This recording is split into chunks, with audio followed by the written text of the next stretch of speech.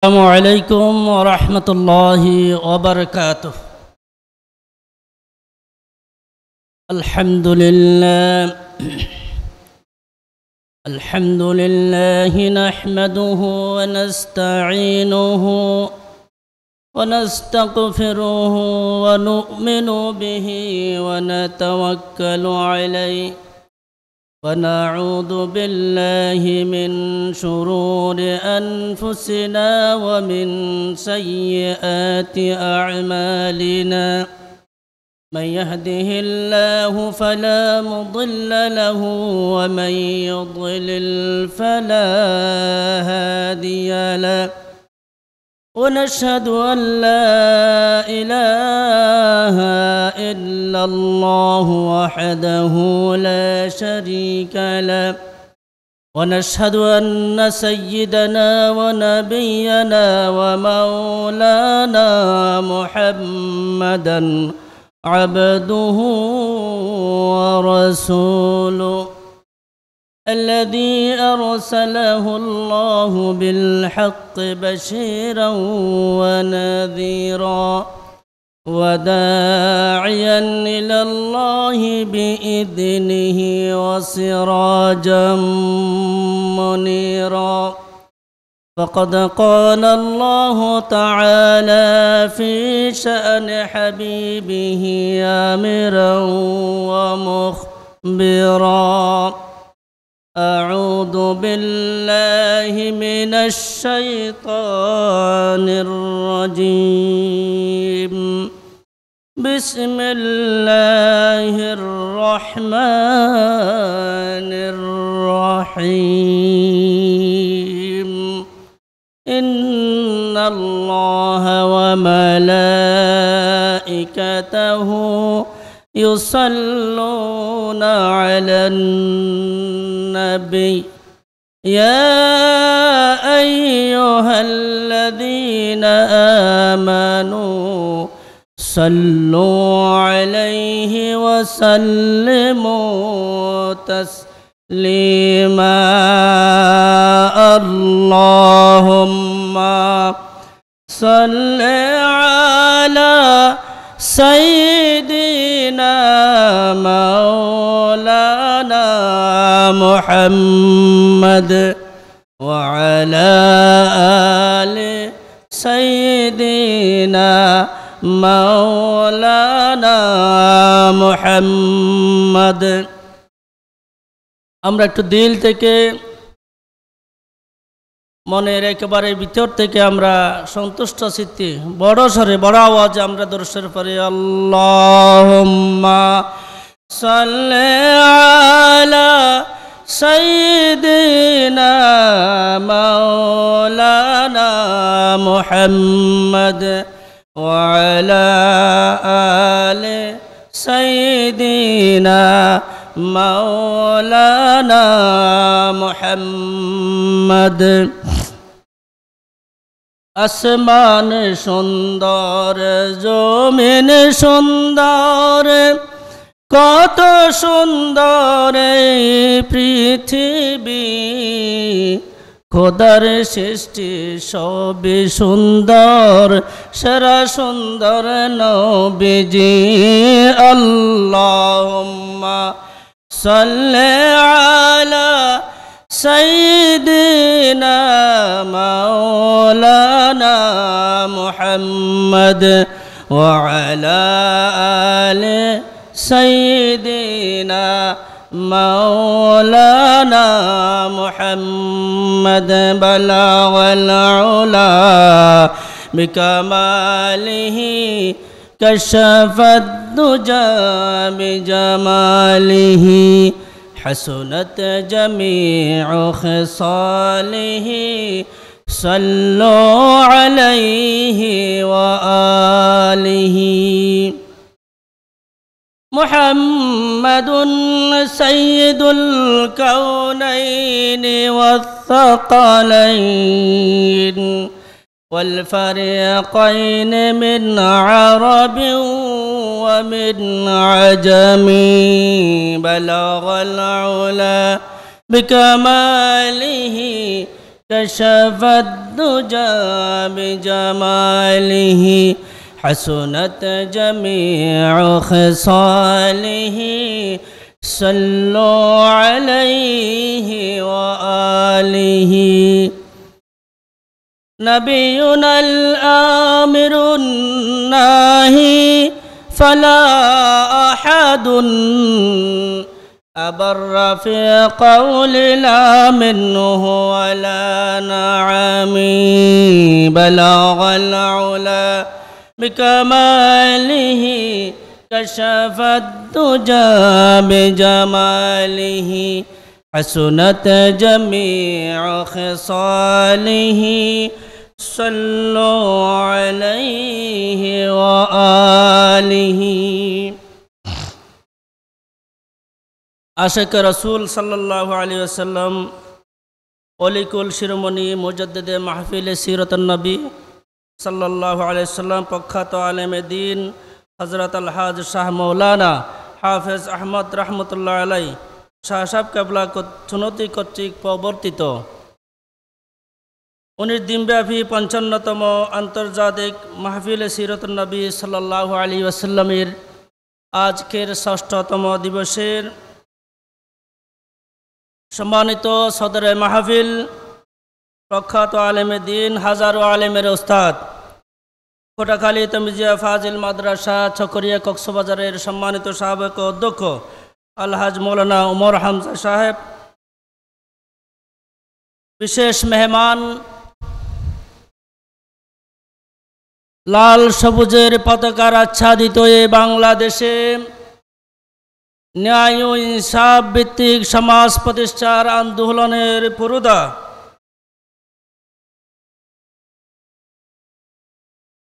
কক্সবাজারের টেকনাফ উপজেলার কয়েকন ইউনিয়ন পরিষদের সম্মানিত সফল চেয়ারম্যান অধ্যক্ষ মৌলানা নূর আহমদ আনোয়ারি, মঞ্চের সম্মানিত পরিচালক দক্ষিণ চট্টলার ঐতিহ্যবাহী দ্বীনি শিক্ষা প্রতিষ্ঠান লাখো লাখো আলেম সৃষ্টির ইন্ডাস্ট্রি বলা চলে সুন্নতে হাকিমিয়া কামিল মাদ্রাসার শ্রদ্ধাভাজন সাবেক অধ্যক্ষ আলহাজ হাফিজুল হক নিজামী, মঞ্চের ডান পাশে বসা আলেম উলামায়ে কেরাম মেহমানবৃন্দ এবং আমার সামনে উপস্থিত সম্মানিত মেহমানবৃন্দ, পর্দার আড়ালের মা ও বোনেরা, শুরুতেই একটি সালাম দিয়েছি, আবারও বরকতন সম্মানজনক আবার সালাম আরজ করছি। আসসালামু আলাইকুম ওয়া রাহমাতুল্লাহি ওয়া বারাকাতুহু। ইতিমধ্যেই আপনারা অবগত হয়েছেন আমার উপর যে বিষয়টি অর্পিত হয়েছে, গীবত, চরিত্র হনন, কুচ্ছ রটনা ও অন্যের দোষ খোঁজা ইসলামের সম্পূর্ণ নিষিদ্ধ।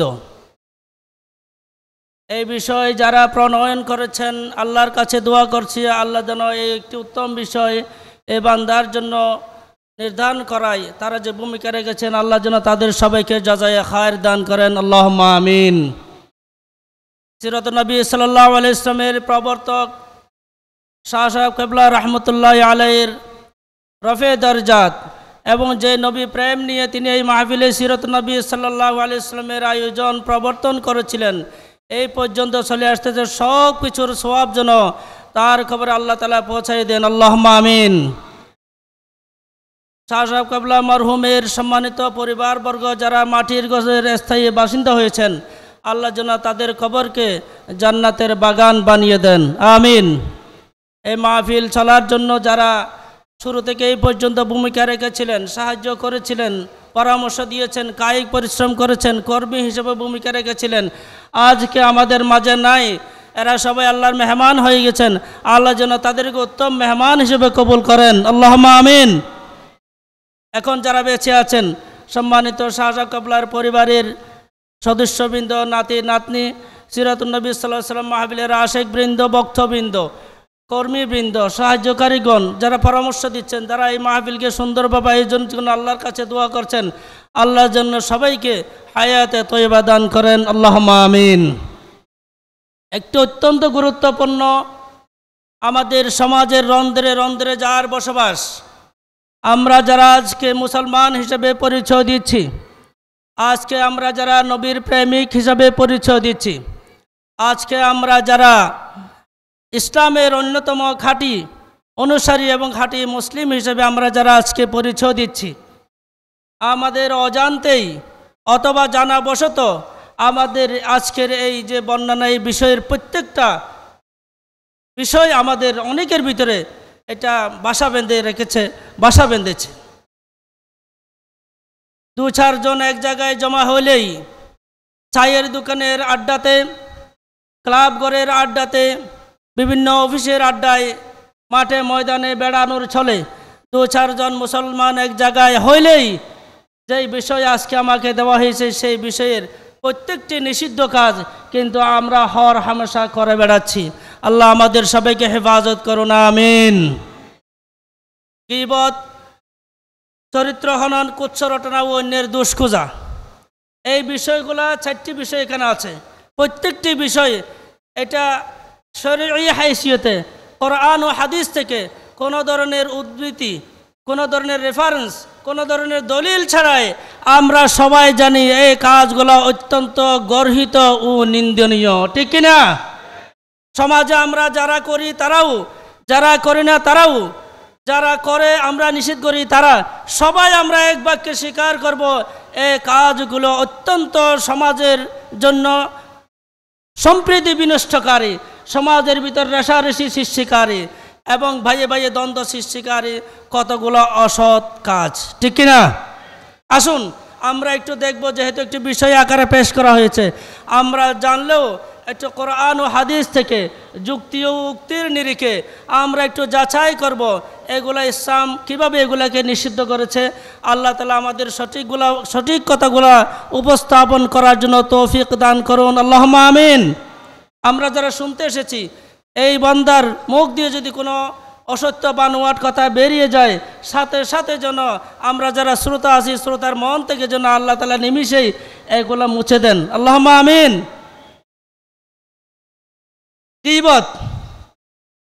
গীবত এটা কি? গীবত বলতে আমরা সবাই জানি একটা কথা আমরা সহজেই সমাজে সবাই ব্যবহার করি, এটা হচ্ছে সদনা। আমাদের গ্রাম্য ভাষায় এই এলাকায় আমরা বলি যে সদনা। গীবতকে অনেকেই গীবত বলেন, আবার বেশিরভাগ আমাদের দেশে বলে সদনা।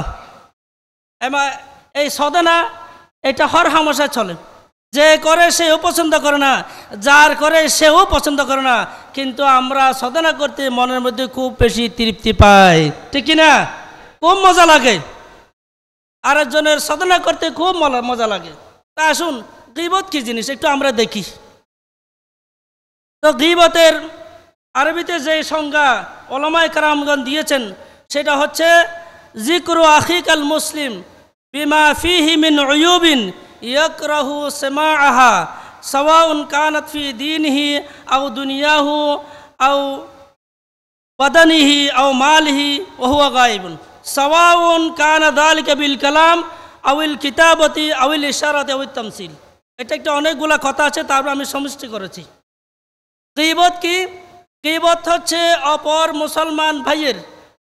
মুসলমানের সে মুসলমান ভাই হোক বোন হোক, অপর মুসলমানের এমন সব দৃষ্টি আলোচনা করা, এমন বিষয় আলোচনা করা যা শোনাটি যার আলোচনা করছি সে অপছন্দ করে, এমন সব আলোচনা আমরা করি বা করছি বা অন্যরা করে, যার আলোচনা করছি সে কিন্তু এগুলা শুনতে অপছন্দ করে। এগুলা কিসের ব্যাপারে? সাওয়াউন কানাত ফি দীনিহি, এগুলা তার দিন আমলের ব্যাপারে, আও দুনিয়াহু অথবা দুনিয়ার কর্মকাণ্ডের ব্যাপারে, আও বাদানিহি অথবা শরীর স্বাস্থ্যের ব্যাপারে, আও মালিহি অথবা সম্পদের ব্যাপারে, ওয়া হুয়া গায়বুন, এমত অবস্থায় কথাগুলো বলা হচ্ছে যখন সে সামনে নাই। নাকি সামনে হওয়া যাবে না, তোমার যদি বলতে হয় না খনিকের সমালোচনা কিন্তু মাইতে নয়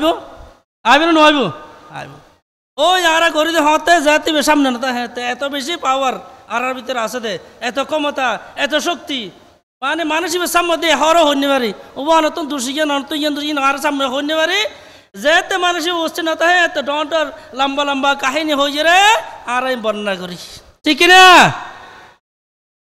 আরো যদি বলা হয় এ ভাই ই ক্যাঙ্গর তুই এলে মানুষের বর্ণনা কে হদ হক কথা হদি কি হদা হদি হক কথা হইতে হয় না হয়? আসুন, এগুলা কিভাবে হয়? জালিকা বিল কালাম, মুখের কথাই হয়। আউল কিতাবা অথবা কাউকে লিখে পাঠাইলো, আউল ইশারা অথবা ইশারা ইঙ্গিতে, আউল তামসিল অথবা কোনো ধরনের উপমা দিয়ে, হয় মুখে বলছে অথবা কাউকে লিখে দিয়েছে, অথবা দেয়াল লিখেছে, দেয়ালের মধ্যে লিখে দিয়েছে। এখন অনেকের দেয়াল লিখন হয়, দেয়ালে লিখছে, পেপারে লিখছে, ম্যাগাজিনে লিখছে, কবিতা আকারে লিখছে, ফেসবুকে লিখছে।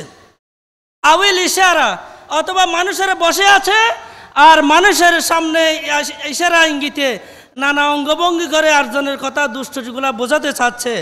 আউল তামসিল অথবা কোনো একটা উপমা উদাহরণ দিয়ে বোঝাতে চাচ্ছে যে অমুকের ভিতর এই দুষ্টা আছে। আর যার কথা বলা হচ্ছে সে এগুলা শুনতে অপছন্দ করে, এটার নাম হচ্ছে গীবত। এটার নাম কি? গীবত। আসুন আমরা একটু নবী মুহাম্মদুর রাসূলুল্লাহ সবাই বলি সাল্লাল্লাহু আলাইহি ওয়াসাল্লাম, একটু বলি না সাল্লাল্লাহু আলাইহি ওয়াসাল্লাম।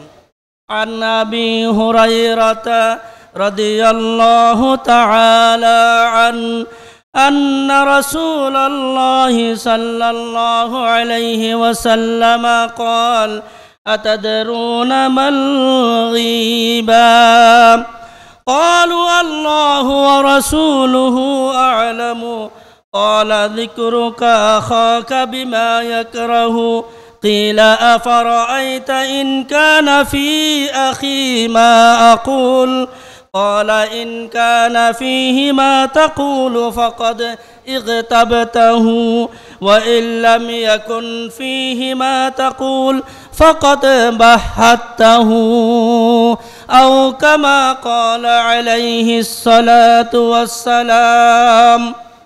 আল্লাহ রসুলের প্রিয় সাহাবী, অত্যন্ত আদরের সাহাবী, আহলে সুফার অন্যতম সদস্য, যিনি আল্লাহ রসুলের বাণীগুলা নিজের বুকে ধারণ করার জন্য, আল্লাহ রসুলের কথাগুলো শোনার জন্য, আল্লাহ রসুলকে দেখে দেখে হুবহু আমল করার জন্য, যিনি ঘর বাড়ি করেন নাই, দুনিয়াদারি করেন নাই, বাইরে কোথাও ব্যবসা বাণিজ্য চাকরি বাকরি কিছুই করেন নাই, আল্লাহ রসুল সাল্লাল্লাহু আলাইহি ওয়াসাল্লামের আশ্রিত জায়গায় আহলে সুফার সদস্য ছিলেন হযরত আবু হুরায়রা রাদিয়াল্লাহু তাআলা আনহু, সবচেয়ে বেশি হাদিস বর্ণনাকারী সাহাবী। তিনি বলছেন আল্লাহ রসুল সাল্লাল্লাহু আলাইহি ওয়াসাল্লামের ইরশাদ করেছেন সাহাবীদেরকে উদ্দেশ্য করে, আতাদরুনা মাল গীবা, তোমরা কি গীবত কি চিনো নাকি? গীবত কাকে বলে জানো নাকি? ক্বালু আল্লাহু ওয়া রাসূলুহু আ'লামু। সাহাবাদের একটা বিশেষ গুণ ছিল যে জানা থাকলেও সহজে উত্তর দিত না, আল্লাহ রাসূল সাল্লাল্লাহু আলাইহি ওয়াসাল্লামের জবান থেকে বের করে আনার জন্য। তারা একটা আল্লাহ রাসূলের সম্মানের সাথে, আল্লাহ রাসূলের মর্যাদার সাথে সামঞ্জস্য রেখে একটি কথা তারা বলতেন, আল্লাহু ওয়া রাসূলুহু আ'লামু, আল্লাহ এবং তার রাসূল সবচেয়ে ভালো জানেন। তখন আল্লাহ রাসূল সাল্লাল্লাহু আলাইহি ওয়াসাল্লাম গীবতের পরিচয় দিচ্ছেন। ক্বালা সাল্লাল্লাহু আলাইহি ওয়াসাল্লাম যিকরুকা আখাকা বিমা ইয়াকরাহু, তোমার ভাইয়ের এমন আলোচনা যা সে অপছন্দ করে। কিলা আফারাআইতা ইন কানা ফি আখি মা আকুল, ইয়া রাসূলুল্লাহ আমি যেটা বলছি সেটা যদি আমার সেই ভাইয়ের মধ্যে দুষ্টা থাকে, ওই যে অক্ষতা হয় কিছুক্ষণ আগে হলেন দানরে ইন অক্ষতা হইতে বেড়া, অক্ষতা হই দিন দেহির হইতে বানানো হর দেহি হইতে তার ভিতরে আছে দিন দেহির হইতে অক্ষতা। সাহাবায়ে কেরামগণ বলছেন, আফারাআইতা ইন কানা ফি আখি মা আকুল, ইয়া রাসূলুল্লাহ আপনি কি মনে করেন, আপনার ফতোয়া কি, মতামত কি, আমরা যা বলছি তা যদি আমার ভাইয়ের ভিতর থাকে? ক্বালা ইন কানা ফীহি মা তাকুলু ফাকাদ ইগতাবতাহু, যেই ঘটনাটি, যেই কাহিনীটি, যেই দুষ্টি, যেই অভ্যাসটি, যেই বিষয়টি তুমি অন্যের কাছে বর্ণনা করছো, তোমার ভাইয়ের সামনে নাই, সেই দুষ্টি, সেই বিষয়টি যদি তোমার ভাইয়ের ভিতরে থাকে তাহলে তুমি গীবত করেছো। নাউজুবিল্লাহ। ওয়া ইল্লাম ইয়াকুন ফীহি মা তাকুলু ফাকাদ বাহাত্তাহু, আর যদি তুমি যা বলেছ তা যদি তোমার বাইয়ের ভিতর না থাকে তাহলে তুমি তাকে সোজাসুজি অপবাদ দিয়েছ। নাউজুবিল্লাহ। বুহতান একটা হচ্ছে গীবত, যেই কথা, যেই বিষয়, যেই ঘটনা, যেই দোষের কথা আপনি বলছেন সেটা যদি ওই মুসলিম ভাইয়ের ভিতর যদি থাকে তাহলে সেটা গীবত, আর যদি ওই মুসলিম ভাইয়ের ভিতর যদি না থাকে তাহলে সেটার নাম বুহতান। সেটার নাম কি? বুহতান, অপবাদ। বাংলা অর্থ হচ্ছে অপবাদ। তাহলে আমরা শুরুতেই বলেছি যে অপর একজন মুসলমানের এমন বিষয় তার অবর্তমানে অন্যের কাছে বর্ণনা করা যে এটা শুনলে সে অপছন্দ করবে। এটা কিভাবে? মুখে বলা, আমরা তো মুখে বলি। আর কিভাবে লিখে? কোথায় লিখবে? পেপারে লিখবে। কোথায় লিখবে? ফেসবুকে লিখবে। কোথায় লিখবে? টুইটারে লিখবে। কোথায় লিখবে? পেপারে লিখবে। কোথায় লিখবে? দেয়াল লিখন, ওয়াল রাইটিং, দেয়ালের মধ্যে লিখবে। আউল ইশারা, অথবা ইশারা দিয়ে ইঙ্গিতে, ওমা ইঙ্গিতেই বেরাবার হন্ডিল্লা। عن عائشة رضي الله تعالى عنها قالت دخلت علينا امرأة فلما ولت أومأت بيدي إنها قصيرة فقال صلى الله عليه وسلم اغتبتها। মা আয়েশা রাদিয়াল্লাহু তাআলা আনহা, আমাদের আম্মা জান, আল্লাহর রাসূলের বিবি মুবারক, তিনি বলছেন আমি এবং আল্লাহর রাসূল ছিলাম, আমাদের কাছে এক মহিলা আসলো, আসি চলে গেল, তার কাজ সেরে কথাবার্তা সেরে চলে গেল। আমি আল্লাহর রাসূল সাল্লাল্লাহু আলাইহি ওয়াসাল্লামকে একটু হাতে ইশারা করে দেখাইলাম, মানে বাইটিয়া কি বাইটিয়া নি বাইটিয়া, একটু হাতে ইশারা করে দেখালাম। মা আয়েশা বলছেন, আমাদের মা আম্মা জান, আল্লাহ রাসূল সাল্লাল্লাহু আলাইহি ওয়াসাল্লাম বলছেন দিন শিখলে আয়েশার কাছে শিখো, তার ভিতর দিনের অর্ধেক আছে। সুবহানাল্লাহ। সেই আম্মা জান আয়েশা বলছেন, আমাদের কাছে এক মহিলা আসলেন, আল্লাহ রাসূল সাথে ছিলেন, আমরা কথাবার্তা বলেছি, এই মেয়েটি চলে গিয়েছে। যাবার পর আমি হাতের ইশারায় বললাম মেয়েটি হাঁটো।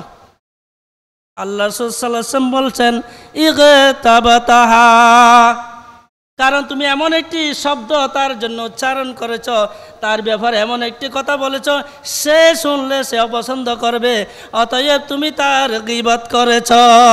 নাউজুবিল্লাহ। তাহলে হচ্ছে গীবত। নিষিদ্ধের বিষয়ে আমরা পরের দিকে আলোচনা করব ইনশাআল্লাহ। আমরা একটু পরিচয়গুলো আগে জেনে নিই। গীবত হচ্ছে অপরজনের এমন বিষয়ে আলোচনা করা অন্যজনের সামনে, সে উপস্থিত নাই, যার কথা আলোচনা করা হচ্ছে সে যদি শুনে সেটা অপছন্দ করবে। সেইটা কিভাবে? তার রঙের বর্ণনা হালাইয়া, তার গায়ের বর্ণনা বাইটিয়া, তার গায়ের বর্ণনা লাম্বাইয়া, তার গায়ের বর্ণনা লেঙ্গিয়া, তার গায়ের বর্ণনা আন্দাইয়া, তার মুখের বর্ণনা তুতাইয়া, তার কানের বর্ণনা না ভেঙ্গিয়া। আমরা বলি কি বলি না? বলি। এগুলোও গীবত। এগুলোও কি গীবত? মানুষের নাম ধরে দোকানে বসে বলা, কোন কথা? আসলে দোষটি তার ভিতর আছে। অমুক লোক মানুষের সাথে বাটপারি করে, অমুক লোকে মানুষের সাথে সিটারি করে, অমুক লোকে মানুষকে গালাগালি করে, অমুক লোকে মানুষের সাথে নানা ধরনের অসৎ আচরণ করে, তার সামনে আমি একবারও বলি নাই। অথচ আমার ভিতর ক্ষমতা আছে, আমি চাইলে তাকে সংশোধন করতে পারি, তাকে বলে দিতে পারি, কিন্তু তাকে আমি একবারও বললাম না। তার সামনে কখনো তাকে ডাকে বললাম না, ভাই তোমার ভিতর এই দুষ্টা আছে, এটা সংশোধন হয়ে যাওয়া দরকার। আমি তাকে একবারও বলি নাই। শুধু অন্যের সামনে দোকানে বসে সমালোচনা করছি, আর মানুষেরা হাই হাই ঠিক ঠিক বলে সবাই আমাকে সমর্থন করছে, এই বলে সবাই আমরা একসাথে বসি মানুষের গীবত, সমালোচনা, পরনিন্দা, পরচর্চা সদানা করে আরাম পাই। নাউজুবিল্লাহ।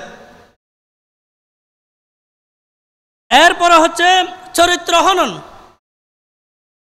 চরিত্র হনন এটা কি? চরিত্র বলতে আমরা বুঝি, কিতাবের ভাষায় না বললেও সহজ ভাষায় আমরা যদি বুঝতে চাই, চরিত্র হচ্ছে আমাদের দৈনন্দিন নিত্য নৈমিত্তিক আচার আচরণের নাম হচ্ছে চরিত্র। দৈনন্দিন নিত্য নৈমিত্তিক আচার আচরণের নাম হচ্ছে কি? চরিত্র। এখানে আমার কথাও আছে, লেনদেনও আছে, আমার উঠা বসা আছে, চাল চলন আছে, পড়াশোনা আছে, কথা বলা আছে, শোনার ভঙ্গি আছে, সব কিছু এগুলো চরিত্রের ভিতরে আছে। চরিত্র। আর হনন মানে ধ্বংস করা, নষ্ট করা।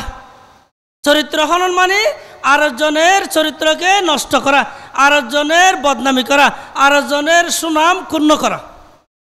চরিত্র হননের হুবহু কোনো শব্দ কোরআন ও হাদিসের মধ্যে হুবহু নেই। এটাকে বললে আলেমদের জন্য তাশবিহুস সুমা হাতকুল আর্থ, এইভাবে আমরা বলতে পারি। ইংলিশে বলা হয় ক্যারেক্টার অ্যাসাসিনেশন, ক্যারেক্টার অ্যাসাসিনেশন ইংলিশে বলে। আর আরবিতে বলতে চাইলে তাশবিহুস সুমা হাতকুল আর্থ, সম্মান নষ্ট করা, কারো সুখ্যাতি নষ্ট করা। এটাকে যদি আমরা আরেকটু ব্যাখ্যা নিয়ে বলতে চাই তাহলে বলা যায় কারো বদনাম করা, কারো সম্মান হানিকর বক্তব্য দেওয়া। এটার নাম কি? চরিত্র হনন। এটার নাম কি? চরিত্র। অযথা বই মানুষের ওই একজন ভালো মানুষ সমাজে আছে, তাকে আমি দেখতে পারি না, তাকে আমার ভালো লাগে না, নানা কারণে সে আমার শত্রু, নানা কারণে সে আমার প্রতিদ্বন্দ্বী, নানা কারণে আমি তাকে বাঁকা চোখে দেখি, নানা কারণ। এটা দুনিয়াবী কারণ, দিনই কারণ, নিজের ব্যক্তিত্বের কারণ হতে পারে, পারিবারিক কারণ হতে পারে, চাকরি বাকরির কারণ হতে পারে, ব্যবসা বাণিজ্যের কারণ হতে পারে, সামাজিক নেতৃত্বের কুন্দলের কারণ হতে, যে কোনো কারণে তাকে আমার ভালো লাগে না। আমি চাই যে সব সময় দোকানে বসে তার এমন সব কথা বলা যাতে তার মানুষেরা মনে করে এই লোকটির চরিত্র কি নয়, ভালো নয়। কথা বুঝতে পারছি তো? এরপর হচ্ছে কুচ্ছা রটানা। কুচ্ছা রটানা, কুচ্ছা রটানা এটিও প্রায় গীবতের কাছাকাছি, গীবতের কাছাকাছি কুচ্ছা রটানা। এটাকে কেউ কেউ ইফক, হামজা ফা কাফ, ইফকের একটি ঘটনা আছে মা আয়েশা রাদিয়াল্লাহু তাআলা আনহাকে নিয়ে। আরেকজনের সম্মান নষ্ট করার জন্য তার জন্য কাহিনী বানানো, মিথ্যা কাহিনী বানানো। এইটাকে অনেকে কুচ্ছা রটনাকে ইফকের সাথে তুলনা করে ইফকের কথা বলেছেন। তবে বাংলা যদি আমরা ডিকশনারি সার্চ করি সেখানে কুচ্ছা রটনার অর্থ পাওয়া যায় নিন্দা, অপবাদ, দুর্নাম, কলঙ্ক রটনা করা, কারো ব্যাপারে মিথ্যা ও মানহানিকর কথা বলা।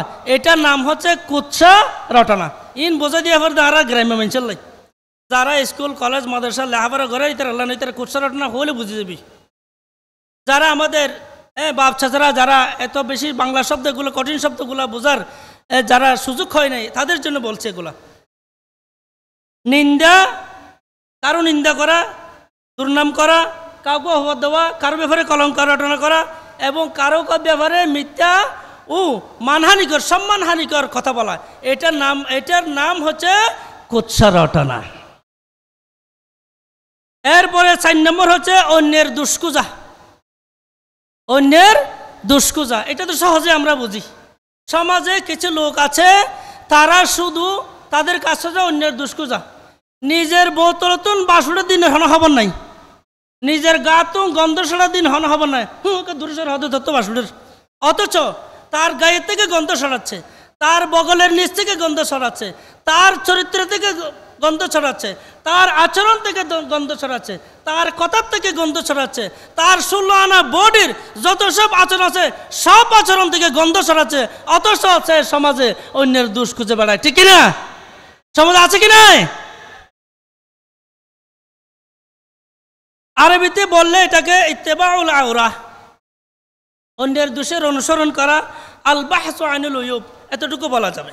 আসুন এবার ইসলামে আমার বিষয় হচ্ছে গীবত, চরিত্র হনন, কুচ্ছা রটনা ও অন্যের দুষ্কুজা ইসলামের সম্পূর্ণ নিষিদ্ধ। নিষিদ্ধ এটা হচ্ছে মূল বিষয়। আমি এতক্ষণ যা আলোচনা করেছি এটা নিষিদ্ধের কথাটি বলার জন্য এগুলো পরিচয় দেওয়া। আল্লাহ আমাদের বোঝার তৌফিক দান করুক, আমিন। তবে একটা কথা সাধারণভাবে আমরা সবাই বুঝে নিই, কুৎসা রটনা, চরিত্র হনন, কুৎসা রটনা, অন্য দুষ্কৃতা সব কিছু কিন্তু একভাবে এক প্রকার গীবতের অন্তর্ভুক্ত।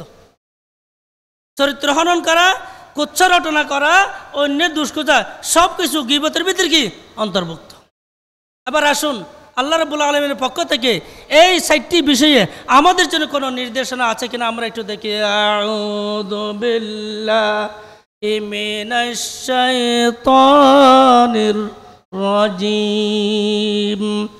বিসমিল্লাহির রাহমানির রহিম।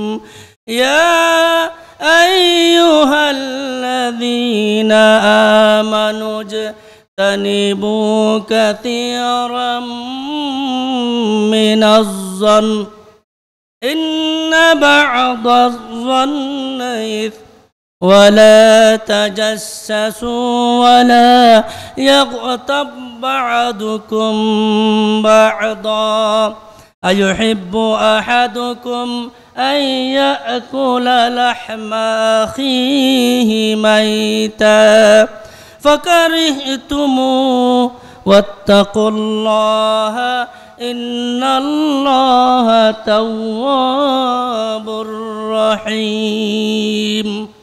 সূরাতুল হুজরাত 12 নম্বর আয়াত। সূরাতুল হুজরাতের 12 নম্বর আয়াতে আল্লাহ পাক ইরশাদ করছেন, হে ঈমানদারগণ। কাকে বলছেন? কাকে? ঈমানদারদেরকে বলছে।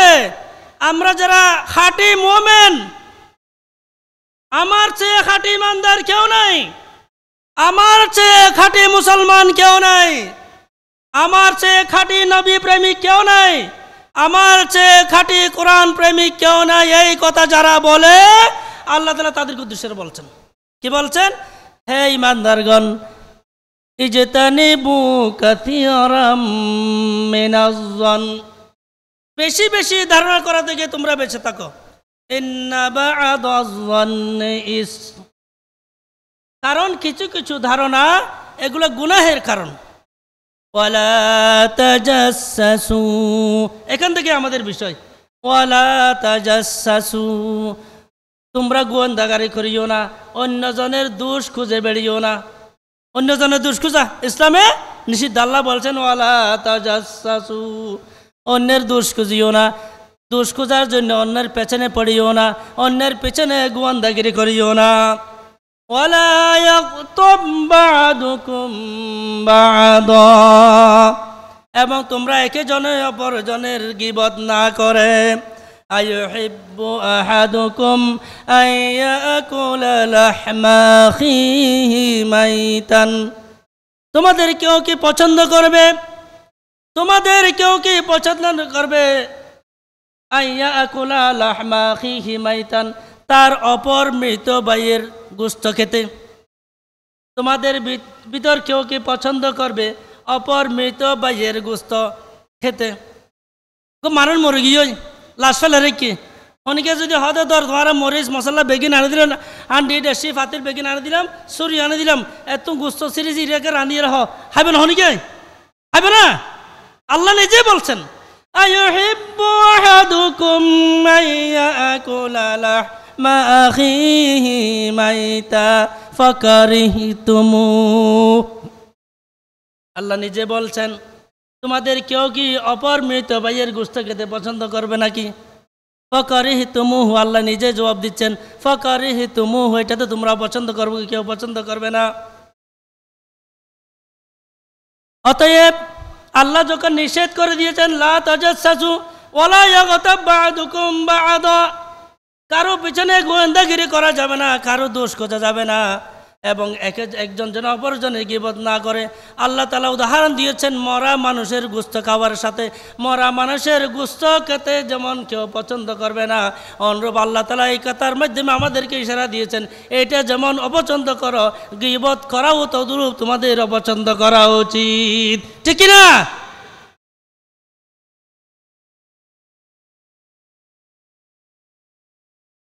তো যারা গীবত করে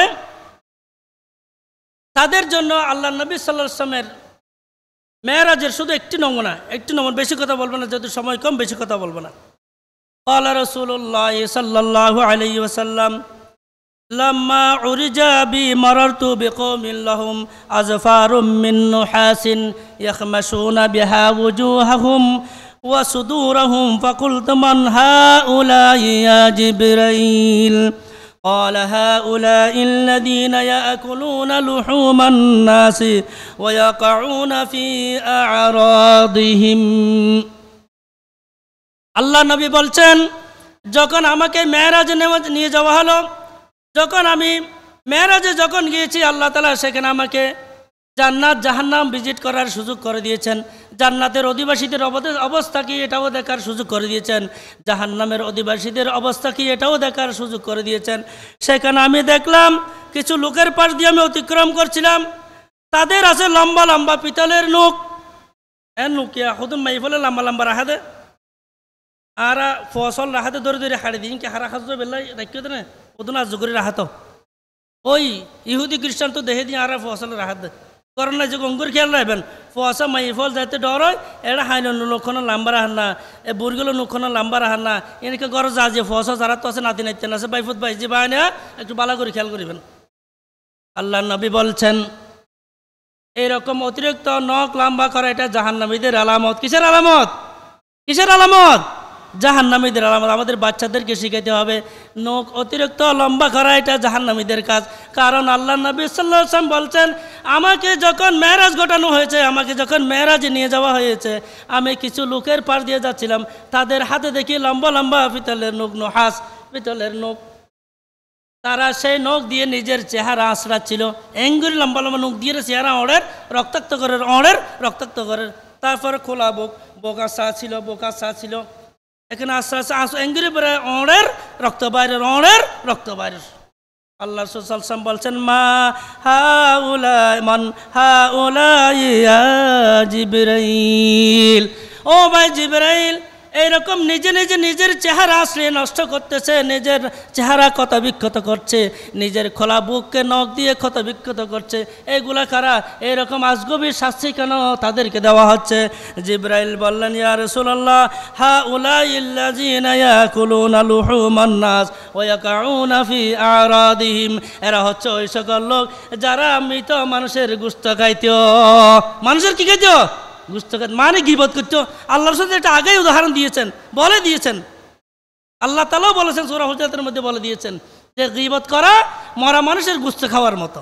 তো জিবরাইল বলছেন, ইয়া রাসূলুল্লাহ, এরা হচ্ছে ওই সকল লোক যারা দুনিয়ায় বসে বসে চায়ের দোকানে বসে বসে মানুষের পরনিন্দা পরচর্চা করতো, পর সমালোচনা করতো, গীবত করতো, সাধনা করতো। বন্ধু বান্ধবরা আড্ডায় বসে সাধনা করে, গীবত করে। ঘরের ভিতর মহিলারা বসে বসে গীবত করে, সাধনা করে, মানুষের পরনিন্দা পরচর্চা করে। হযরত জিবরাইল বলছেন, ইয়া রাসূলুল্লাহ, আপনার উম্মতের সেই সকল লোক যারা ঘরে বসে বসে, দোকানে বসে বসে, আড্ডায় বসে বসে, হাঁটতে চলতে বাসে বসে বসে যারা অপরজনের সমালোচনা করে, এই সকল লোকেরাই হচ্ছে ওরা যারা জাহান্নামে নিজের নখ দিয়ে নিজের চেহারাকে ক্ষত বিক্ষত করছে, নিজের নখ দিয়ে নিজের বুককে ক্ষত বিক্ষত করছে। নাউযুবিল্লাহ। ওয়ায়াকাউনা ফি আরাদিহিম, তাদের আরেকটা কাজ ছিল মানুষদের সম্মানহানি করা, আরেকটা কাজ ছিল মানুষের বেহুদার সম্মানহানি করা। একজন মানুষ সম্মানিত, সে আমার ছোট ভাই, সে আমার বাইহুত, সে আমার ভাগিনা, সে আমার প্রতিবেশী, সে আমার সমাজের লোক, কিন্তু আল্লাহ তাআলা তাকে তৌফিক দিয়েছেন, তাকে বাছাই করছে, সে তরতর করে সামনে এগিয়ে যাচ্ছে, যেদিকে যায় সেদিকে সাইন করে, মানুষেরা তাকে সম্মান করে সম্মান বাড়িয়ে দেয়, কিন্তু আমি সহ্য করতে পারতেছি না। এখন কি করব? ওই খুঁজে খুঁজে তার দুষ্টিগুলো বের করে দোকানে বসে বসে তার সমালোচনা করব, যেন মানুষেরা তাকে খারাপ জানে, অথচ তার ভিতরে এরকম খারাপই কিছুই নাই। ঠিক না? আছে কিনা সমাজে? এই সমস্ত লোকেরা আল্লাহ তাআলা তাদেরকে শাস্তি দিবেন, ওই জাহান্নামের মধ্যে নখ লম্বা করে দিবেন। সেই নখ দিয়ে তারা নিজেরা নিজের চেহারাকে ক্ষত বিক্ষত করবে, নিজের বউকে তারা ক্ষত বিক্ষত করবে। আল্লাহ তাআলা কোরআনে কারীমের মধ্যে বলেছেন, আইয়ুহিব্বু আহাদুকুম আইয়াকুলা লাহমা আখিহি মাইতান, যে তোমাদের কেউ কি পছন্দ করবে যে তোমার মৃত ভাইয়ের গোশত খেতে? এটার একটা নজির আল্লাহ রাসূল সাল্লাল্লাহু আলাইহি ওয়াসাল্লামের জীবনীতে সংঘটিত হয়েছে। রাসূলুল্লাহ সাল্লাল্লাহু আলাইহি ওয়াসাল্লাম যুদ্ধে যাওয়ার সময় সেইখানে দুর্বল সবল সব ধরনের মানুষ থাকতো। যারা একটু শারীরিকভাবে দুর্বল প্রকৃতির থাকতেন, কিন্তু আল্লাহ রাসূল সাল্লাল্লাহু আলাইহি ওয়াসাল্লামের সাথে জিহাদে যাওয়ার প্রেরণা, জান্নাতে যাওয়ার উৎসাহ, আল্লাহর সন্তুষ্টি লাভ করার আগ্রহ, জান্নাতে যাওয়ার সেই উদ্যম তাদের আবেগের কারণে তারা যুদ্ধে চলে যাচ্ছেন।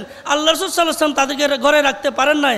তো আল্লাহ রাসূল কী করতেন, এইরকম কিছু দুর্বল লোকদেরকে আর কিছু সবল সাহাবীদেরকে বলতেন যে তোমরা এদের ফাঁসে থেকে তোমার এই তারা ফরবার থেকে তাই উনের ফেলায় হনিকে না যাইও গই উন হড় যায় তার ফরবার তাই সবসময় উনের ফেলায় হনিকে না যাবে। হযরত সালমান ফারসি রাদিয়াল্লাহু তাআলা আনহুকে এইরকম দুইজন সাহাবী দায়িত্ব দিয়েছিলেন যে সালমান তুমি এদের সাথে থাকবে। তারা যুদ্ধের যাওয়ার পথে তাদের ক্ষুধা লেগেছে, ক্ষুধা।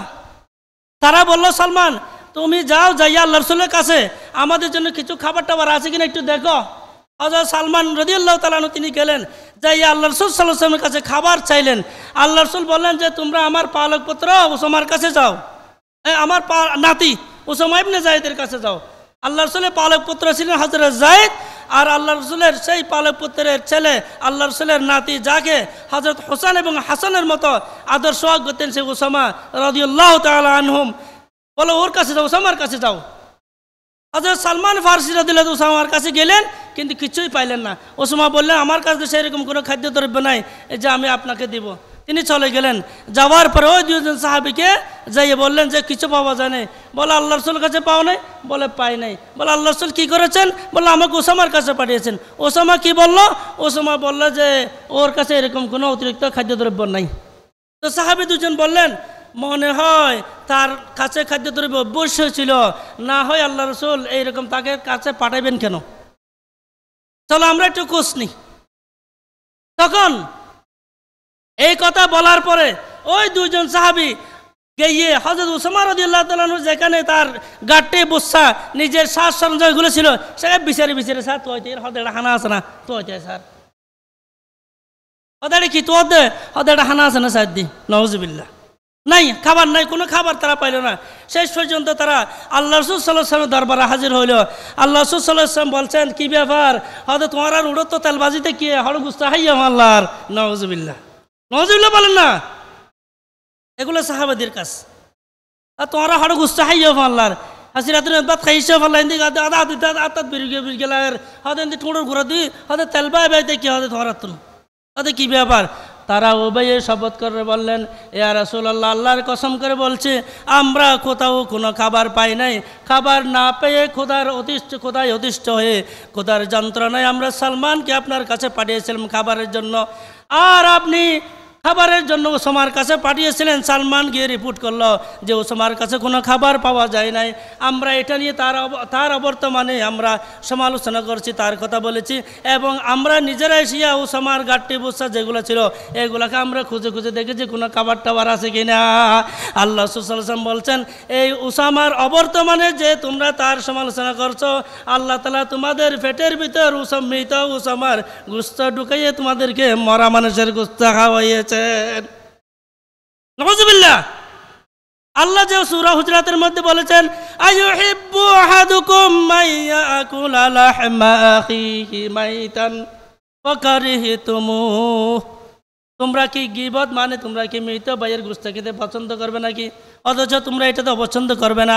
আল্লাহ তাআলা স্বয়ং যেটা কোরআন মধ্যে বলেছেন আল্লাহ রাসূলের জমানায় আল্লাহ রাসূলের সামনে আল্লাহ রাসূলের সমসাময়িককালে সাহাবাদের মধ্যে এই ঘটনা সংঘটিত করাই প্রমাণ করলেন যে গীবত করা মানে মরা মানুষের গোশত খাওয়া।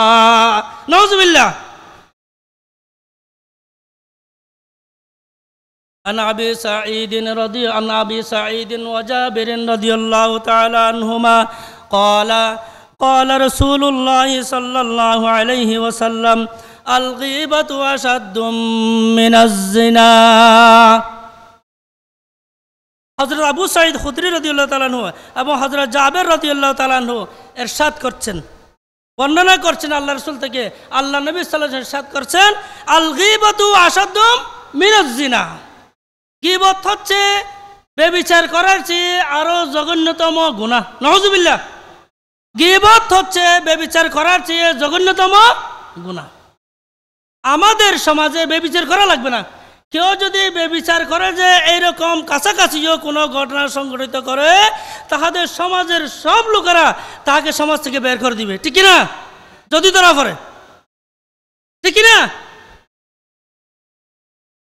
আল্লাহ বলছেন আল গীবাতু আশাদ্দু মিনাজ জিনা, যে জিনার কারণে, যে বেবিচারের কারণে সমাজে যদি সে ধরা খায়, প্রমাণিত হয়, লোকেরা তাকে সমাজচ্যুত করে, পাড়ার থেকে বের করে দেয়, দেশের থেকে দেশান্তর করে, তাকে বলে তা তোমার সাথে আমাদের কোনো সম্পর্ক নাই, এইরকম বাপসাপ যেরকম প্রদর্শন করে। আল্লাহ নবী সাল্লাল্লাহু আলাইহি ওয়াসাল্লাম বলেছেন, যেই জেনাকে তোমরা বড় মনে করছো, যেই জেনাকে, যেই বেবিচারকে তোমরা বেশি জঘন্য মনে করছো, তার চেয়ে জঘন্য এবং বর্বরতম গুনাহ হচ্ছে গীবত করা। তারা বলল, সাহাবায়ে কেরাম জিজ্ঞেস করলেন, ক্বালু ইয়া রাসূলুল্লাহ ওয়া কাইফাল গীবাতু আশাদ্দু মিনাজ জিনা, গীবত কিভাবে জেনার চেয়ে বেশি কঠোর হয়, জেনার চেয়ে কিভাবে জঘন্যতম হয়? ক্বালা সাল্লাল্লাহু আলাইহি ওয়াসাল্লাম, ইন্নার রাজুলা লা ইয়াজনি ফায়াতুবুল্লাহু আলাইহি ওয়া ফি রাওয়ায়াতিন ফায়াতুবু ফায়াগফিরুল্লাহু লাহু ওয়া ইন্না সাহিবাল গীবাতি লা ইউগফারু লাহু হাত্তা ইয়াগফিরুহা লাহু সাহিবুহু। আল্লাহর নবী সাল্লাল্লাহু আলাইহি ওয়াসাল্লাম বুঝাই দিচ্ছেন সাহাবাদেরকে, বললে কেউ যদি বেবিচার করে, কেউ যদি জেনা করে, সমাজে মানুষ যত তাকে খারাপ বলবে বলুক, কিন্তু সে যদি খালেস তওবা করে, আল্লাহর কাছে যদি মাফ চায়, আল্লাহর কাছে যদি ক্ষমা প্রার্থনা করে, রাতের আঁধারে কান্নাকাটি করে, সিজদার মধ্যে গিয়ে নিজের চোখের পানি জড়ায়, আল্লাহ তাআলা চাইলে তাকে মাফ করে দিবে। সুবহানাল্লাহ। আল্লাহ তাআলার কাছে যত বড় গুনাহ হোক, শিরিক ছাড়া যত বড় গুনাহ হোক, আল্লাহ ইন্নাল্লাহ ইয়াগফিরুয যুনুবা জামিআ, আল্লাহ তাআলা সকল গুনাহ ক্ষমা করে দিবেন যদি আমরা ক্ষমা চাইতে জানি। আল্লাহর কাছে যদি আমরা ক্ষমা চাই, মাফ চাই, শিরিক ছেড়ে আল্লাহ তাআলা সকল গুনাহ মাফ করে দিবেন। অতএব কেউ যদি ব্যভিচার করে, কেউ যদি জেনা করে, অশ্লীল কাজকর্ম করে, অশ্লীল কাজকর্মের মধ্যে ধরা পড়ুক আর না পড়ুক, সর্বাবস্থায় সে যদি আল্লাহর কাছে মাফ চায়, আল্লাহর কাছে যদি পানা চায়, তাহলে আল্লাহ তাআলা তাকে মাফ করে দিবেন, আল্লাহ তাআলা তাকে মাফ করে দিবেন। আর গীবতওয়ালা তাকে মাফ করবে না। কে মাফ করবে? সে যার গীবত করছে তার কাছে তো ক্ষমা চায় নাই, ক্ষমা চাওয়ার সুযোগও নেয় নাই, কখনো তার কাছে ছোট হয় নাই, সে তাকে ক্ষমা করানো শুনছে, অমুকে আমার গীবত করেছে, সে শুনেছে অথবা শুনে নেই, আল্লাহ তাআলা তাকে কিয়ামতের দিন এগুলো স্পষ্ট করে দিবেন, অমুকের গীবত করেছিল। তাহলে ক্ষমা চাওয়ার কোনো সুযোগ পাই নাই, আমি আর জনের গীবত করে ফেলেছি, যার গীবত করছি তার ক্ষমা চায় নাই, অতএব সেই গুনাহটা মাফ হয় নাই। যেহেতু এই গুনাহ মাফ হয় নাই, এই গুনাহটি জাহান্নামে যাওয়ার জন্য যথেষ্ট, ঠিক না? অতএব আল্লাহ নবী সাল্লাল্লাহু আলাইহি ওয়াসাল্লাম বলছেন, জেনা ব্যভিচার যত মারাত্মক, জেনা ব্যভিচার যত জঘন্য, জেনা ব্যভিচার যত বর্বরতম, জেনা ব্যভিচার যত আল্লাহর কাছে অপছন্দনীয়, তার চেয়ে আরো বেশি অপছন্দনীয় গুনাহর নাম হচ্ছে গীবত। হযরত আয়েশা রাদিয়াল্লাহু তাআলা, ওই যে বললাম ইশারা ইঙ্গিতে মানুষকে গীবত করা, আল্লাহ রাসূল সাল্লাল্লাহু আলাইহি ওয়াসাল্লাম বসা ছিলেন, হযরত আয়েশা রাদিয়াল্লাহু তাআলা আনহা, সেখানে হযরত সাফিয়া আমাদের মা উম্মাহাতুল মুমিনিনের একজন রাদিয়াল্লাহু তাআলা আনহা, তার সংক্রান্ত আলোচনা করলেন আল্লাহ রাসূলের সাথে। তারপরে ইশারা ইঙ্গিতে বুঝাইলেন যে সাফিয়া হচ্ছে বাচ্চা, হয়তো বাচ্চনি। হযরত সাফিয়া রাদিয়াল্লাহু তাআলা মা আয়েশা আমাদের মা আম্মা জান, আল্লাহ রাসূল যার থেকে দিন শিখতে বলছেন তিনি এগুলো সংশোধন হয়ে আমাদেরকে দিন শিখাচ্ছেন। তিনি বলছেন, এই সাফিয়ার ব্যাপারে আমি মন্তব্য করলাম যে তিনি খাটো, আন্নাহা কসিরা দিয়ে খাটো বাটে।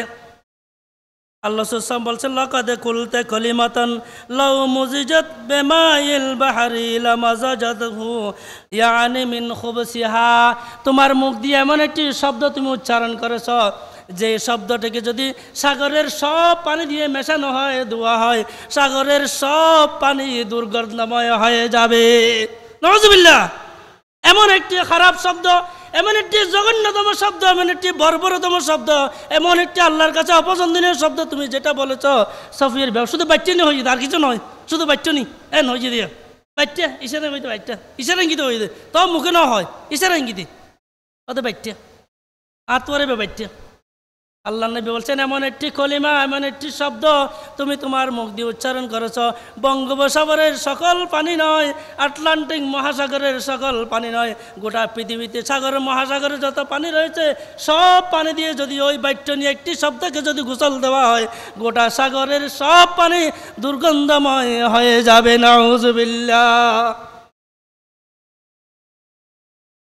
এরপরে অন্যের বদনাম করা, আমার সময় কমে আসছে। চরিত্র হনন কুৎস রটনা, চরিত্র হনন কুৎস রটনা। আল্লাহ তাআলা বলছেন, ওয়ালা তাকফু মা লাইসা লাকা বিহি ইলম ইন্নাস সামআ ওয়াল বাসারা ওয়াল ফুআদা কুল্লু উলাইকা কানা আনহু মাসউলা। আল্লাহ বলছেন, এমন বিষয়ে তুমি কথা বলবে না যে বিষয়ে তোমার কোনো ইলম নাই। নিশ্চয় শ্রবণ এবং চোখ এবং অন্তর সব কিছু আল্লাহর কাছে জিজ্ঞাসিত হবে। অতএব কারোর ব্যাপারে এমন কথা বলা যাবে না, কারোর ব্যাপারে এমন কথা শোনা যাবে না, কারোর বিষয়ে এমন বিষয় কল্পনা করা যাবে না যে বিষয়ে আমার কোনো নির্দিষ্ট জ্ঞান নাই।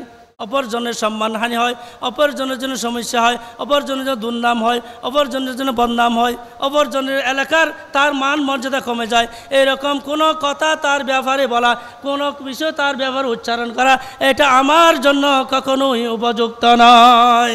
ওয়াইলুল লিকুল্লি হুমাযাতিল লুমাযা, ওয়াইলুল লিকুল্লি হুমাযাতিল লুমাযা। আল্লাহ বলছেন, তার জন্য ধ্বংস, তার জন্য অবকাশ, সে পোড়া কল। কে? হুমাজা, যে সামনে মানুষের নিন্দা করে, লুমাজা যে বর্তমানে মানুষের কি করে? নিন্দা করে, সামনেও বদনামি করে, আর যে তার অবর্তমানে বদনামি করে গায়ে অবস্থায়, তার জন্য ধ্বংস। ওয়াইলুল লিকুল্লি হুমাযাতিল লুমাযা। আন আবি হুরায়রা রাদিয়াল্লাহু তাআলা আনহু قال أن رسول الله صلى الله عليه وسلم قال كل المسلم على المسلم حرام دمه وماله وعرضه। হযরত আবু হুরায়রা বর্ণনা করছেন, তিনি বলছেন, আমার হাবিব বলেছেন, কি বলেছেন? প্রত্যেক মুসলমানের উপর অপর মুসলমানের জন্য তার রক্ত হারাম, তার সম্পদ হারাম, তার সম্মান হারাম। একজন মুসলমানের অর্জন মুসলমানের রক্তপাত করতে পারবে না, একজন মুসলমান অন্য মুসলমানের সম্পদ অন্যভাবে নিতে পারবে না, একজন মুসলমান অন্য মুসলমানের সম্মান হানি করতে পারবে না। রাসূলুল্লাহ সাল্লাল্লাহু আলাইহি ওয়াসাল্লাম বিদায় হজের ভাষণে ইয়ৌমুন নাহার কোরবানি করে একটা বক্তৃতা দিলেন সাহাবাদের উদ্দেশ্যে। এদিন কি বললেন? ইন্না দিমাআকুম ওয়া আমওয়ালাকুম ওয়া আরাদাকুম হারামুন আলাইকুম কাহুরমাতি ইয়াউমিকুম হাযা ফি শাহরিকুম হাযা ফি বালাদিকুম হাযা। আল্লাহ নবী সাল্লাল্লাহু আলাইহি ওয়াসাল্লাম বলছেন, ইন্না দিমাআকুম, তোমাদের পারস্পরিক রক্ত, ওয়া আমওয়ালকুম, তোমাদের সম্পত্তি, ওয়া আরাদাকুম, এবং তোমাদের সম্মান, রক্ত, সম্পদ, সম্মান, হারামুন আলাইকুম, একজনের রক্ত অপরজনের জন্য হারাম, একজনের সম্পদ অপরজনের জন্য হারাম, একজনের সম্মান অপরজনের জন্য হারাম। কাহুরমাতি ইয়াউমিকুম হাযা, আজকে এই যে দিন, আজকে ইয়ৌমুন নাহার, আজকে একটি সম্মানিত দিন, এই দিন যেমন রোজা রাখা হারাম, এই মানুষের রক্তপাত করা হারাম, মানুষের সম্মান হানি করা হারাম, মানুষের সম্পদ খেয়ে ফেলা হারাম। ফি শাহরিকুম হাযা, এই মাস জুলহজ মাস, এটা হারাম মাস, যুদ্ধ বিগ্রহ বন্ধ। ওয়াফি বালাদিকুম হাযা, এই শহর মক্কা মুকাররমা, এই কাবার চারিপাশে যেগুলো হুদুদ আছে, এই হুদুদের বিরুদ্ধে মারামারি, যুদ্ধ বিগ্রহ, এগুলো সব কিছু হারাম। আল্লাহ নবী বলছেন, এগুলো যেমন হারাম, একজন মুসলমানের উপর অপর মুসলমানের সম্মান হারাম, একজন মুসলমানের উপর অপর মুসলমানের সম্পদ হারাম, একজন মুসলমানের উপর অপর মুসলমানের রক্ত হারাম। অতএব কারো চরিত্র হনন করা যাবে না, কারো সম্মান হানি করা যাবে না, কারো বিরুদ্ধে কুৎসা করা যাবে না। عن أبي هريرة رضي الله تعالى عنه قال قال رسول الله صلى الله عليه وسلم من كانت له مظلمة لأخيه من عرضه أو شيء فليتحلله منه اليوم قبل أن لا يكون دينار ولا درهم إن كان له عمل صالح أخذ منه بقدر مظلمته وإن لم تكن له حسنات أخذ من سيئات صاحبه فحمل عليه। আল্লাহ নবী সাল্লাল্লাহু আলাইহি ওয়াসাল্লাম বলছেন, অপরজনের ব্যাপারে নিজের ভিতর যদি কোনো জুলুম থাকে, অপরজনের ব্যাপারে নিজের ভিতর যদি কোনো জুলুম থাকে, কী ধরনের জুলুম? তার সম্মান হানি করার জুলুম অথবা অন্য কোনো কিছু জুলুম, সে যেন আজকের দিনে যেন সেটা সংশোধন করে নেয়। যা জুলুম করেছে তা যেন মাপ চেয়ে নেয়, যা জুলুম করেছে তা যেন তার তার বিনিময় দিয়ে দেয়। সম্মান হানি করলে যেন মাপ চেয়ে নেয়, সম্পদ নিয়ে ফেললে সম্পদ যেন ফিরিয়ে দেয়। কারণ যেদিন তার কোনো দিনার থাকবে না, কোনো দেরহাম থাকবে না, টাকা পয়সা থাকবে না, সেই দিন আসার আগে যেন সে আজকে দুনিয়ায় এগুলো সব ঠিক করে নেয়। কারণ সেই দিন কিয়ামতের মাঠে যখন সে আরেক রেওয়াতের মধ্যে আছে, আল্লাহ সাল্লাল্লাহু আলাইহি ওয়াসাল্লাম বলছেন, আতাদরুনা মানিল মুফলিস। সাহাবাদেরকে জিজ্ঞেস করলেন, মুফলিস দেউলিয়া দাবাল্লা? দেবাল্লা হয়তো দেবাল্লা চিনো না? দেবাল্লা দেউলিয়া? সাহাবার হ্যাঁ চিনি তো। সাহাবাকে বলেন চিনি। মাল্লা দিরহামালাহু ওয়ালা মাতা, যার কোনো টাকা পয়সা নাই এবং দুনিয়ার কোনো সম্পদ না, সে হচ্ছে দেউলিয়া, দেবাল্লা। আল্লাহ বলছে, ইন্দাল মুফলিসা মিন উম্মতি মাইয়াতি ইয়াউমাল কিয়ামাতি বিসালাতিন ওয়া সিয়ামিন ওয়া যাকাতিন ওয়া ইয়াতি ক্বাদ শাতামা হাযা ওয়া কাযাফা হাযা ওয়া আকালা মাল হাযা ওয়া সাফাকা দামা হাযা ওয়া দারাবা হাযা। তো দেউলিয়া চিনে নাকি? সাহাবায়ে কেরাম বলেন, দেউলিয়া চিনি তো। যার কোনো সম্পদ না, যার কোনো টাকা পয়সা না, সে হচ্ছে দেউলিয়া। বলে যে সে আসল দেউলিয়া নয়। আসল দেউলিয়া হচ্ছে কিয়ামতের দিন যে এত বেশি আমল করবে যে সওয়াবের বিশাল ঘাটতি, সালাতের জন্য বিশাল ঘাটতি, রোজার জন্য বিশাল ঘাটতি, দান খয়রাতের জন্য বিশাল ঘাটতি, যাকাতের জন্য বিশাল ঘাটতি। আল্লাহ বলবেন যে তুমি তো জান্নাতে যাইতে পারবে। যখন জান্নাতে যাওয়ার উপক্রম হবে, সাথে সাথে মানুষ লাইন ধরে দাঁড়িয়ে যাবে। বললে তুমি কোথায় যাচ্ছ? বলে আল্লাহ আমাকে জান্নাতে যাওয়ার জন্য ফরমান দিয়েছেন, আমি এত আমল করেছি, আমাকে বলেছেন জান্নাতে যাওয়ার জন্য। হয়তো হরজর তল্লাই 2 সপ্তাহ আগেই ওই হরজর হয়তো কি হিসাব, হয়তো তুমি চেয়ারম্যান আসিলা, মেম্বার আসিলা, এলাকার বড় মাতবর আসিলা, বড় মসজিদের খতিব আসিলা, বড় মহাদ্দেশের প্রিন্সিপাল আসিলা, হয়তো দোয়ানে যায় গরিব মানুষ আসছিলেন, দেখেন ঘুরামি কে করে মাতিতে ঠাস করে সোয়ার মার গিলা দে, হয়তো ইনের বিনিময় দেন হয়তো বেশি সাইড না ভারি দুনিয়াত, ঠিক কিনা? আছে কি নাই? শাতামা হাজা আরেকজনকে গালি দিয়েছিল, ও কাযাফা হাজা আরেকজনকে সে অপবাদ দিয়েছিল, ও আকালা মালা হাজা অপরজনের সম্পদ চুরি করেছিল, ও সাফাকা দামা হাজা আরেকজন রক্তপাত করেছিল। আমাদের দেশে সব বুজুর্গরা এগুলো কাজ করে, সব রাতের তাহাজ্জুদ গুজারে যারা ছিল, এগুলো সব ব্যাংক মেরে দিয়েছে আমাদের সম্পদ, ঠিক কিনা? মানুষ শত শত মানুষকে হজে নিয়ে যায়, আজকে লাখ লাখ কোটি টাকা মেরে বিদেশ চলে গিয়েছে, ঠিক না? মানুষের সম্পদ খেয়ে ফেলেছে। ব্যাংকের মধ্যে তার মালিকানা নাই, তার চেয়ে বেশি লোন নিয়ে সে বিদেশে পাঠিয়ে দিয়েছে, ঠিক না? ওয়াসাফাকা দামা হাজা মানুষের রক্তপাত করছে, রাতের আঁধারে উঠিয়ে তাহাজ্জুদ গুজার তসবিহ জপে, তারপর মানুষের রক্তপাত করে শত শত ছাত্রদের জীবন হানি করেছে, ঠিক না? আল্লাহ বলছেন, এই বুজুর্গ দাঁড়াও, এগুলোর একটু প্রাপ্য দিয়ে যাও। তাহলে প্রাপ্য কি? প্রাপ্য কোথাও? আজকে তো সে আমার থেকে টাকা আমি ব্যাংক মেরে দিয়েছিলাম, আজকে টাকা কোথার থেকে দিব? তাকে আমি গালাগালি দিয়ে করেছিলাম, সে আমাকে কি গালালি করবে? তাকে তার ছেলেকে হত্যা করেছিলাম, তার ভাইকে হত্যা করেছিলাম, তার স্বামীকে হত্যা করেছিলাম, তার পুত্রকে হত্যা করেছিলাম, তার বন্ধুকে হত্যা করেছিলাম, রাতের কর্মচারী দোকানের কর্মচারীকে হত্যা করেছিলাম, এগুলো কেমনি বিচার হবে? তখন আল্লাহ তাআলা বলবেন যে তোমার তো হানো সব তো আছে না কিছু, অত সব আছে তো কিছু, আর সব নাই, আর নোয়াজ নফরিনের সব নাই, আর উজানা তাহিনীর সব নাই, আর জহাদ দিন সব হদ আছে নাকি? হদ আছে। হদ এক কাজ করে হদিন তুমি দাও। কেউ কাউকে গালি দিয়েছে, গালির বিনিময়ে সে সব দিয়ে দিল, কাউকে ছড় মেরেছে, ছড়ের বিনিময়ে সব দিয়ে দিল, কাউকে বদনামি করেছে সব দিয়ে দিল, কারো গীবত করেছে সব দিয়ে দিল, কারো সম্মানহানি করেছে সব দিয়ে দিল। কত কম ফরে দেখা হলো, আরও অনেক পাওনাদার থেকে গিয়েছে লম্বা লাইন। আল্লাহ বলবেন যে এবার যখন তোমার কাছে আর কোনো যখন সওয়াব নাই, এবার তাদের গুণা যেগুলো আছে তার গুণাগুলো তোমার কাঁধে তুলে নাও। গালি দিয়েছ, তোমার কাছে সওয়াব না, তার থেকে গুণা আছে, গুণার গাছটা একটা মাথায় নাও। কাউকে ছড় মেরেছ, তোমার কাছে সওয়াব নয়, যাকে ছড় মেরেছিলে তার কাছে কিছু গুণার গাঁটি আছে, সেগুলো মাথায় নাও। এইভাবে নিতে নিতে সব তো সব শেষ হয়ে যাবে।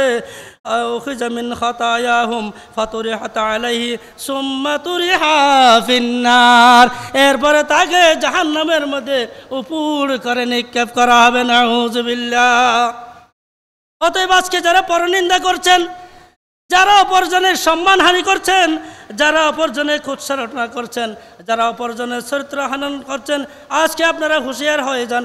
আল্লাহর নবীর বর্ণনা অনুযায়ী ওই দিন, যেই দিন আপনার কোনো সম্পদ থাকবে না, কোনো মাল থাকবে না, কিছুই থাকবে না, সেই দিন এগুলো দিতে দিতে আপনি ফকির হয়ে যাবেন। অতএব আজকেই আপনি যার কাছ থেকে মাপ চাওয়া দরকার, যাকে টাকা পয়সা ফেরত দেওয়া দরকার, যাকে ক্ষতিপূরণ দেওয়া দরকার, আজকে দিয়েই ঠিক হয়ে যাও। এরপরে ৪র্থ নম্বর হচ্ছে অন্যের দুষ্কুজা। ওই আয়াতের মধ্যে বলেছি, আল্লাহ তাআলা বলেছেন ওয়ালা তাজাসসু, তোমরা অন্যের দুষ্কুজিও না, অন্যের পিছনে গোয়েন্দাগিরি করিও না। আল্লাহ সাল্লাল্লাহু আলাইহি ওয়াসাল্লাম এক হাদিসের মধ্যে বলছেন ইয়া মাআশারা মান আমানা বিলিসানি ওয়া লাম ইয়াদখুলিল ঈমানু কলবাহু لا تتبعوا عورات المسلمين فإنه من اتبع عوراتهم يتبع الله عورته ومن يتبع الله عورته يفضحه في بيته أو كما قال عليه الصلاة والسلام। অপরজনের দোষ করতে যাবেন না। আল্লাহ নবী সাল্লাল্লাহু আলাইহি ওয়াসাল্লাম বলছেন ইয়া মাশারা মান আমানা বিলিসানিহি, এই সকল লোকেরা যারা নিজের মুখ দিয়ে ঈমান এনেছ, ওয়ালাম ইয়াদখুলিল ঈমান কলবহু, অথচ ঈমান তার অন্তরের ভিতরে ঢুকে নাই, লা তাত্তাবিউ আওরাতিল মুসলিমিন, তোমরা মুসলমানদের দোষের পেছনে পড়িও না, মুসলমানদের দোষ খুঁজে বের করিও না। ওয়া ইন্নাহু মান ইত্তাবা আওরাতিহিম, হ্যাঁ এইরকম যদি কেউ মুসলমানদের দোষ খুঁজে, ইয়াত্তাবিউল্লাহু আওরাতাহু, আল্লাহ তাআলাও তার দোষ খুঁজে বের করবেন। আমি আপনি যদি অন্য মুসলমানের দোষ খুঁজে কুটে কুটে যদি দোষ বের করি, খুঁজে খুঁজে যদি তার ভিতর থেকে দোষ বের করে নিই, নবী সাল্লাল্লাহু আলাইহি ওয়াসাল্লাম বলছেন আল্লাহ তাআলাও আমার আপনার দোষ খুঁজে বের করবেন। ওয়া মান ইয়াত্তাবিউল্লাহু আওরাতাহু, আর আল্লাহ তাআলা যার দোষ খোঁজার জন্য অনুসরণ করবেন, ইয়াফদাহুহু, আল্লাহ তাআলা তাকে বেইজ্জত করবেন, লাঞ্ছিত করবেন। নাউযুবিল্লাহ। অতএব আমরা অন্যের দোষ খোঁজা ছেড়ে দিই, আমরা গীবত করা ছেড়ে দিই, আমরা চরিত্র হনন করা ছেড়ে দিই, কুৎসা রটনা করা ছেড়ে দিই। পারবো তো ছেড়ে দিতে? পারবো কি না? এবার একটা প্রশ্নের উত্তর দিই, মনে মনে আপনারা আমাকে একটু প্রশ্ন করবেন, কিছু প্রশ্ন। এটা হচ্ছে একজন জালেম আমাকে জুলুম করলো, আমাদের দেশে জালেম ছিল কিনা? ছিল কিনা? আমরা রাস্তায় রাস্তায় মিছিল করছি না, ব্যাপারে বিবৃতি দিছে না, কবিতারা কবি লিখেছে না, গায়করা গান গাইছে না জালেমের বিরুদ্ধে? গাছি কে গায় নাই? তাহলে তিনি তো আমার সামনে নাই, অপরজনের জুলুমের কথা বলা এটা তার দোষ, এটা তো গীবত, ঠিক না? তাহলে এটা কি হবে? একজন আমাকে জুলুম করলো, আমি কোথাও এটা কোনো বিচার পাইলাম না, তাকেও বলতে পারলাম না আমার ক্ষমতা নাই, তখন আমি কি করব? আল্লাহর নবী সাল্লাল্লাহু আলাইহি ওয়াসাল্লাম বলছে ইন্না লিসাহিবিল হাক্কি মাকালা, যে হকদার, যার থেকে সে হক পাবে, তার বিরুদ্ধে কথা বলার অধিকার তার আছে। অতএব জালেমের বিরুদ্ধে কথা বলা যাবে, ঠিক কিনা? জালেমের বিরুদ্ধে কথা বললে সেটা গীবত নয়। জালেমের বিরুদ্ধে কথা বলা, স্বৈরাচারের বিরুদ্ধে কথা বলা, ফ্যাসিবাদের বিরুদ্ধে কথা বলা জিহাদ, জিহাদ, জিহাদ, ঠিক কিনা? এরপরে মুসলিম সমাজকে সতর্ক করার জন্য অন্যের অবর্তমানে তার দৃষ্টিতে বলা যাবে। কেমন? 1 নম্বর আল জারহ ওয়াত তা'দীল। জারাহ এগুলো মুহাদ্দিসিনদের ভাষা। জরা মানে যারা হাদিস বর্ণনা করে তাদের জীবন আসলে এগুলো যাচাই বাছাই করা, এখানে ভিতরে কোনো দুষ্টনীতি থাকলে সেগুলো বর্ণনা করা। তাহলে অপরজনের সামনে আরেকজনের কথা তার অবর্তমানে অন্যজনের সামনে বলাটা গীবত, যেটা সে পছন্দ করবে। তাহলে রাবীদের কথা বলা, এটা বলতে হবে, এটা বলা জায়েজ, এটা বলা কি জায়েজ। আর কি আছে? ইতারে তোকে বউ সার, ওইটা তোকে মাইফে বিয়ে দিতে সার, ওইটারও মাইফার পক্ষে বউর জামাইরা ইতারা খুশা বললে বেল্লাইছে, জামাইরও মাইফারেরা খুশা বললে বেল্লাইছে। তখন আমাদের কর্তব্য কি হবে? এখন সে আমাকে আপন মনে করে কনের খোঁজখবর নিয়েছে, আমার দায়িত্ব হচ্ছে বদনামি না করে যেটা তার সঠিক বিষয় সেটা বরের লোকজনদের কাছে তুলে ধরা। কনের পক্ষ থেকে বরের কাছে আসলে অনুরূপভাবে বরের আশেপাশে যারা আছে তাদের কর্তব্য হবে বরের যা বিষয় আছে সে পছন্দ করুক আর না করুক, সত্য বিষয় যেগুলো আছে সেগুলো কনের পক্ষের কাছে তুলে ধরা। এগুলো গীবতের গুনাহ, এটা অপরাধী হবে না। এরপরে মন্দ ব্যক্তি থেকে সতর্ক করা, ফাসিক ব্যক্তির ব্যাপারে সতর্ক করা। যাকে মানুষের চিনে অন্য এলাকার লোক আসছে, তার কাছে কোনো সাহায্য সহযোগিতা বা যে কোনো কারণে তার কাছে চাইতে চাচ্ছে, যদি আপনার মাধ্যমে যে আপনাকে বলতে হবে এই লোকটি ভালো নয়, আপনি যে একটু সতর্কতার সাথে তার সাথে লেনদেন করবেন, এটা গীবতের পর্যায়ে পড়বে না। ফাসিক ব্যক্তি যারা পাপাচার, প্রকাশ্য অপরাধ করে, মদখোর প্রকাশ্য মদ খায়, মানা করলে মানা শোনে না, জালেম প্রকাশ্য জুলুম করে, মানা করলে মানা শোনে না, অন্যজনের আইল টেলে, মানা করলে মানা শোনে না, অন্যজনের টাকা পয়সা মেরে খায়, মানা করলে মানা শোনে না, তখন কি করবেন? তার কথা প্রকাশ্যে বলতে হবে। হযরত হাসান বসরি রাহমাতুল্লাহ আলাইহি বলছেন, সালাসাতুন লা গীবাতা লাহুম, তিন প্রকার ব্যক্তির কোনো গীবত নাই। কি? আল ইমামুল খাইন, আল ইমামুল খাইন, নেতা যারা মেরে খায়, মেম্বার যে মেরে খায়, চেয়ারম্যান যে মেরে খায়, উপজেলা চেয়ারম্যান যে মেরে খায়, যে সংসদ সদস্য মেরে খায়, যে মন্ত্রী প্রধানমন্ত্রী মেরে খায়, তার কথা সমাজে বলা গীবত নয়, বরং জিহাদ, জিহাদ, জিহাদ। গেছে তো সেই গেছে, আগামীতেও আমাদেরকে বলতে হবে, কোনো জনপ্রতিনিধি যদি আমাদের সম্পদ নিয়ে চিনি মেনে গেলে, ব্যাংকের টাকা পয়সা নিয়ে চিনি মেনে গেলে, তাহলে অবশ্যই রাজপথে আন্দোলনের মাধ্যমে আমাদেরকে বুঝিয়ে দিতে হবে এটার নাম গীবত নয়, বরং এটা জিহাদের অন্তর্ভুক্ত।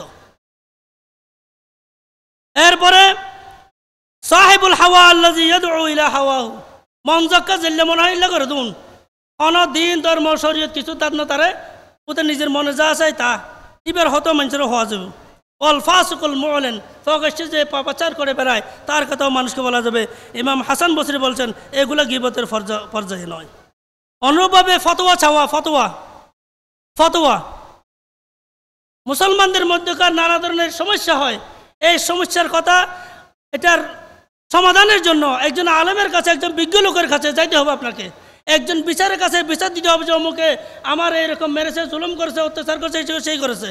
তাহলে সেই কথা যদি আপনি বিচারককে বলতে না পারেন, আপনি বিচার কোথায় পাবেন?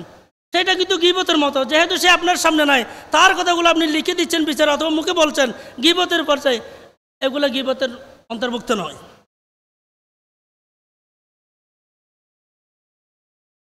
এইরকম কিছু কিছু আমাদের সমাজে সাহাবীদের মধ্যেও এবং কিছু কিছু রাবীদের মধ্যেও ছিলেন যারা বিভিন্ন লকবে উপনামে পরিচিত ছিলেন, যেমন আমাস, আরজ, আব্দুল্লাহ ইবনে উম্মে মাকতুম। আল্লাহ তাআলা পর্যন্ত কোরআন কারীমের মধ্যে বলেছেন আবাসা ওয়া তাওয়াল্লা আন জাআহুল আ'মা। আল্লাহ নিজে বলছেন, আল্লাহ রাসূলের কাছে অন্ধ এসেছেন। তাহলে অন্ধ যখন আব্দুল্লাহ ইবনে উম্মে মাকতুমকে বলেছেন, তাহলে স্বাভাবিক তিনি রাগ করার কথা, আল্লাহকে নারে গাল দিল আদায় হয়ে গেল। যে নামে সে এলাকা প্রসিদ্ধ, এটা যদি সবার কাছে মশহুর হয়ে যায় এবং সেই উপনামে যদি সেই লোকটি যদি কোনো রাগান্বিত না হয়, সে যদি একটা মনের ভিতরে কোনো দুঃখ না পায়, তাহলে তার নামে সেই রকম পরিচয় দেওয়ার জন্য বলা যাবে। আল্লাহ তাআলা আমার বোঝা তৌফিক দান করুক, আমিন। আমরা যেন জীবনে কখনো গীবত না করি, আমরা জীবনে যেন কারো চরিত্র হনন না করি, আমরা যেন কারো কুচ্ছ রটনা না করি, আমরা যেন অন্যর কারো দোষ খুঁজে না বেড়াই। আল্লাহ আমাদের সবাইকে তৌফিক দান করুক, আমিন। ওয়া মা তৌফিক ইল্লা বিল্লাহ। আসসালামু আলাইকুম ওয়া রাহমাতুল্লাহি ওয়া বারাকাতুহু।